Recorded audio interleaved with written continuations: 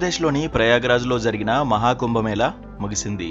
శివరాత్రి పర్వదినాన పూజా కార్యక్రమాలతో కుంభమేళాను ముగించారు. 144 ఏళ్లకు ఒకసారి వచ్చే వేడుక కావడంతో పెద్ద సంఖ్యలో భక్తులు తరలివచ్చారు. దేశం నలుమూలల నుంచే కాకుండా విదేశాల నుంచి సైతం 66 కోట్లకు పైగా జనాలు అక్కడికి వెళ్లి గంగా, యమున, సరస్వతీ నదులు కలిసే త్రివేణి సంగమంలో పుణ్యస్నానాలు ఆచరించారు. ఈ క్రమంలోనే యూపీ సర్కార్ అక్కడికి వచ్చే భక్తుల కోసం ప్రత్యేక ఏర్పాట్లు చేసింది. భక్తులకు ఇబ్బందులు రాకుండా అన్ని చర్యలు తీసుకుంది. కొన్ని ఘటనలు మినహాయిస్తే మహాకుంభమేళా ఘనంగా జరిగింది. కోట్ల మంది భక్తులు పుణ్యస్నానాలు చేసిన నేపథ్యంలో క్లీన్గా ఉంచేందుకు పారిశుద్ధ్య కార్మికులు కీలక పాత్ర పోషించారు.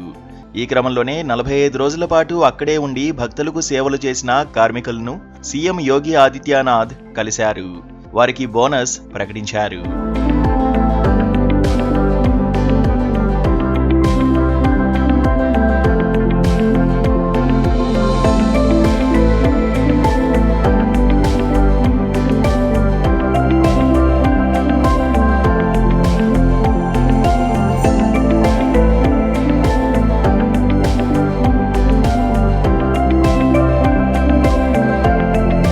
జనవరి 13వ తేదీన ప్రారంభమైన మహాకుంభమేళా 45 రోజుల పాటు సాగగా ఫిబ్రవరి 26వ తేదీన ఘనంగా ముగిసింది. మహాశివరాత్రి పర్వదినం రోజే చివరి రోజు కాగా పెద్ద ఎత్తున భక్తులు వచ్చారు.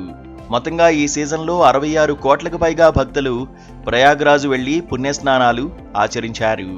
ఇదంతా ఇలా ఉండగా యూపీ సీఎం యోగి ఆదిత్యనాథ్ త్రివేణి సంగమానికి వెళ్లారు. అరైల్ ఘాటు వద్ద ప్రత్యేక పూజలు నిర్వహించారు. ఆపై బోటులో ప్రయాణించి గంగా హారతి కార్యక్రమంలో పాల్గొన్నారు. 45 రోజుల పాటు కుంభమేళాలోనే ఉండి భక్తులకు సేవలందించిన పారిశుద్ధ్య, వైద్యారోగ్య శాఖ కార్మికులను కలిశారు. వారితో పాటే భోజనం కూడా చేశారు. సీఎం యోగి, యూపీ మంత్రివర్గం సహా పోలీస్ అధికారులు, కార్మికులు అంతా కలిసి ఒకే చోట తిన్నారు. ఆపై ఏర్పాటు చేసిన సభలో కార్మికులతో ఆయన మాట్లాడారు. అక్కడే వారందరికీ ముఖ్యమంత్రి ప్రత్యేక ధన్యవాదాలు తెలిపారు. మహాకుంభమేళా నిర్వహణలో పాలుపంచుకుని 45 రోజుల పాటు కష్టపడి పనిచేసినందుకు పారిశుద్ధ్య కార్మికులు, వైద్య సిబ్బందికి యూపీ సీఎం యోగి ధన్యవాదాలు తెలిపారు. పారిశుద్ధ్య, వైద్య సేవలు అందించిన కార్మికులకు 10,000 బోనస్ ప్రకటించారు. ఒక్కొక్కరికి 10,000 ఇస్తుండగా ఆ డబ్బులను నేరుగా వారి ఖాతాల్లోనే జమ చేస్తామన్నారు.